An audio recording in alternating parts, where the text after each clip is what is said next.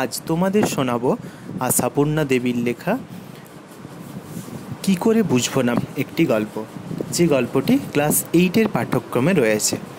তো গল্পটিতে দেখা যাচ্ছে 6 বছর বয়সের একটি ছেলে বুকু, যে বাড়ির বাইরে রোয়াকে বসে খেলা করছিল।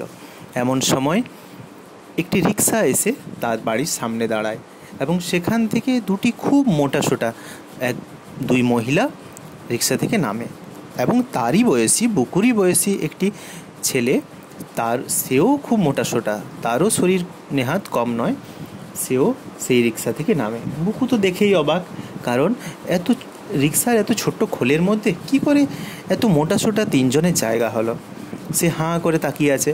এমন সময় উত্তর পাড়া থেকে আসা সেই ছেনুমাসি, বেনুমাসি এবং ছোট্ট ছেলেটি যার নাম ডাম্বল, তারা এসে ঘরে হাজির হয় এবং হাজির হওয়ার সঙ্গে সঙ্গে তারা ভেতরে ঢুকে বসেও পড়ে এবং বুকুকে বলে, তোর মা কোথায়? সে বলে যে মা আমার ছাদে আছে, 3 তলার ওপরে রান্না করছে। তারা তো শুনেই ভয় পেয়ে গেল, কারণ কি 3 তলার ছাদে এতদূর তারা এসেছে কষ্ট করে, এখন 3 তলার ছাদে তারা যেতে পারবে না, কারণ খুবই মোটাসোটা তারা। তাই বুকুকে বলে যে খবর দিতে উত্তরপাড়া থেকে ছেনুমাসি, বেনুমাসিরা এসে বলে। বুকু সঙ্গে সঙ্গে উপরে ছুটে যায়, ছুটে গিয়ে খবর দেয় ছেনুমাসি, বেনুমাসি এসেছে উত্তরপাড়া থেকে। শুনে তো বুকুর মা খুব রেগে যায়, কারণ এমন অসময়ে বাড়িতে আত্মীয় অতিথি এলে যে কেউ রাগ করবে। বুকুর মায়েরও স্বাভাবিকভাবে রাগ হয়, কিন্তু রাগ করার পর সে বুকুর সামনেই বলে ফেলে 2-1 কথা। তারপর বুকু নেমে আসে নিচে নেমে এসে দেখে যে সেই ছেলেটি, বুকুর বয়সী ছেলেটি যার নাম ডাম্বল, সে কি করেছে না, সে টেবিলের ওপর থেকে বই নামিয়েছে, টেবিলের ওপরে যে পর্দাটা সেটা কিছুটা নিচে নামিয়ে দিয়েছে, এমনকি যে আলমারির তালা বন্ধ করা সহ আলমারির একটি পাল্লা টেনে খুলে দিয়েছে এবং সেখান থেকে কয়েকটা বই নিয়ে সে এদিক ওদিক দেখছে। কি দেখছে না, সে বইয়ের মধ্যে ছবি খুঁজছে এবং ছবি না পেয়ে সেটাকে বলছে দূর ছাই, কী সব বই, বলে সে এদিক ওদিক সরিয়ে দিচ্ছে। এটা দেখেই তো বুকু খুব ভয় পেয়ে যায়, কারণ সেগুলো সব তার কাকুর বই, যে কাকু খুব রাগী, যে কোনো সময় খুব মারধর করে।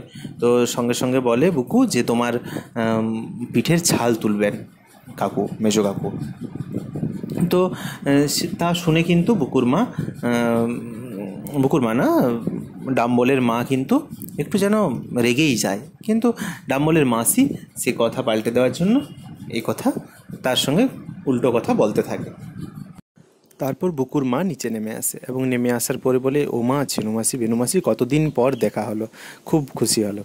সঙ্গে সঙ্গে এই কথা শুনে, উল্টো কথা শুনে বুকু বলে ফেলে যে মা, তুমি এক্ষুনি তো বলছিলে যে এইরকমভাবে হঠাৎ করে এসে পৌঁছানো বড় বিরক্তি লাগে, এরা এসে পৌঁছালো এইরকম অসময়, আর এখন কি করে বলছো যে তুমি, আর আমি খুব আনন্দ পেলাম। এই কথা শুনে তো বুকুর মায়ের খুব অস্বস্তিতে পড়ে বুকুর মা, এবং সে বলে যে কী সব বলছে ছেলে, এবং সঙ্গে সঙ্গে সেটা কিন্তু ছেনুমাসি, বেনুমাসিরা বুঝতে পেরে যায় এবং তারা বলে, তাহলে নির্মলা, তোমার বাড়ি এসে আমরা তাহলে অনেক তোমার ক্ষতি করে দিলাম। তারা বলে, না না মাসি, এসব কি বলছো, আর এসব উল্টোপাল্টা বলে এর মাথাটা হয়তো গেছে বুকুর। তো এই কথা বলার পর কথা পাল্টে দেওয়ার জন্য নির্মলা অর্থাৎ বুকুর মা সে বলতে থাকে যে ইমা, ডাম্বল কত বড় হয়েছে আর কত সুন্দর দেখতে হয়েছে। তারপর বলে যে বেনুমাসি, তোমার এই ছেলেটি সব থেকে ফর্সা মনে হয়, যদিও ডাম্বলের গায়ের রং তেমন ফর্সা নয়, তবুও তার মাকে খুশি করতে কথা বলে ওঠে এবং সঙ্গে সঙ্গে খুশিও হয়ে যায় তার মা এবং বলে, হ্যাঁ, আর বুকুও হয়তো রোদে ঘুরে ঘুরে কালো হয়ে গেছে। তো এইভাবে কথাবার্তা চলতে থাকে।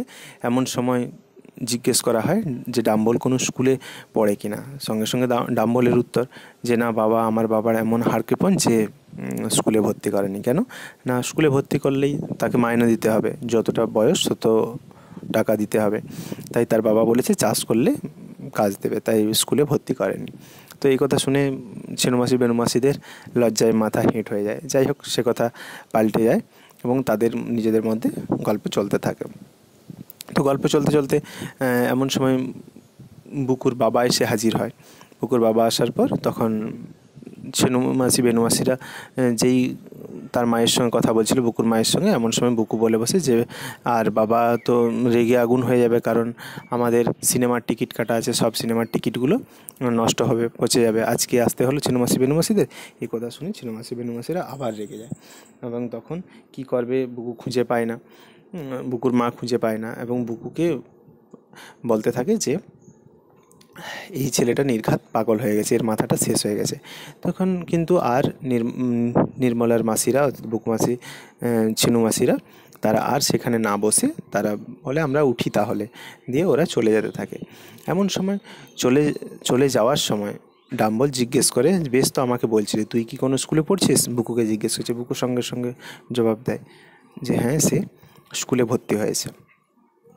তারপর বুকু আবার বলে বসে যে এখন তো অনেক কাজ বাকি, এই ছেনু মাসিরা চলে যাওয়ার পর আবার তাদের নিন্দা করতে হবে। বুকু বলে, ডাম্বল বলে কেন নিন্দা কিসের, ডাম্বল যেন ঘুষি বাগিয়ে আনে মারবে বলে। তখন বুকু জানায় যে আমার নিন্দা করতে হবে না, চলে যাওয়ার পর তো কথা বলতে হবে যে বেকার বেকার এরা এলো, এসে আমাদের অনেক টাকা পয়সা খরচা করে দিল, সব নষ্ট করলো, কারণ তারা সিঙ্গাড়া টিঙ্গাড়া অনেক কিছু খেয়ে গেছে। তো এই কথা শুনে নির্মলার আর মাথার ঠিক থাকে না। ছেনু মাসিরা চলে যাওয়ার পর বুকুকে নির্মলা বেধড়ক পিটাতে থাকে। এমন সময় তার বাবা নিচে নেমে আসে এবং জিজ্ঞেস করে কি হয়েছে। তারপর তার বাবা যখন শুনতে পায়, তখন তার বাবাও তার মায়ের সঙ্গে মিলে পেটাতে থাকে। এইভাবে প্রচুর পেটাতে পেটাতে বুকু একসময় বলে যে আমি কি করে বুঝবো, তুমি আজকে আমাকে দুপুরে বলেছিলে, অর্থাৎ বুকুর মা দুপুরবেলা বলেছিল যে যা বলবি সত্যি কথা বলবি, কখনো কোনো কিছু লুকাবি না, এবং আর এখনই তুমি মিথ্যা কথা বলছো মাসিদের সামনে, তোমার মাসিদের সামনে, তাই আমি বলে ফেলেছি। সেই কারণে বুকু শেষে বলে যে আমি কি করে বুঝবো যে কী করতে হবে। এইভাবে গল্পটি শেষ হচ্ছে।